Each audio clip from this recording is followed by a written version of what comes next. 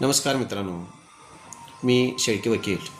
आजच्या व्हिडिओमध्ये आपण भोगवटादार वर्ग 1 म्हणजे नेमके काय ते पाहूया. मित्रांनो, ज्यावेळी आपण 7/12 पाहतो त्यावेळी त्याच्यावरती भोगवटादार नंबर 1 लिहिलेलं असतं. तर हे नेमकं काय? मित्रांनो, सर्वसामान्य शेतकऱ्याला वाटत असतं की माझं नाव आहे भोगवटादार 1 मध्ये, मालकी हक्कात म्हणजे मी मालक. तर मित्रांनो, ही सगळी जमीन असते ती सरकारी मालकीची असते आणि तुम्हाला ती भोगवटादार 1 म्हणून भोगवट्यासाठी दिलेले असते आणि सदर मालकी हक्कात तुमचं नाव लिहिलं जातं.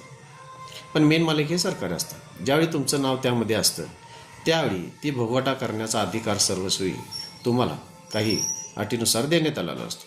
त्यानंतर मित्रांनो, सदरची जमीन तुम्ही खरेदी विक्री विना अटीशिवाय, सरकारच्या परवानगीशिवाय तुम्ही त्या जमिनीची करू शकत असता. तसेच तुम्हाला हस्तांतर करणे, कर्ज काढणे याचे सगळे अधिकार प्राप्त झालेले असतात. त्यालाच मित्रांनो भोगवटादार वर्ग 1 जमीन असं म्हणलं जातं. माझ्या चॅनलला सबस्क्राईब केलं नसलं तर सबस्क्राईब करावे, लाईक करावे आणि असेच कायदेशीर माहितीसाठी माझे चॅनल पाहत राहा. धन्यवाद मित्र.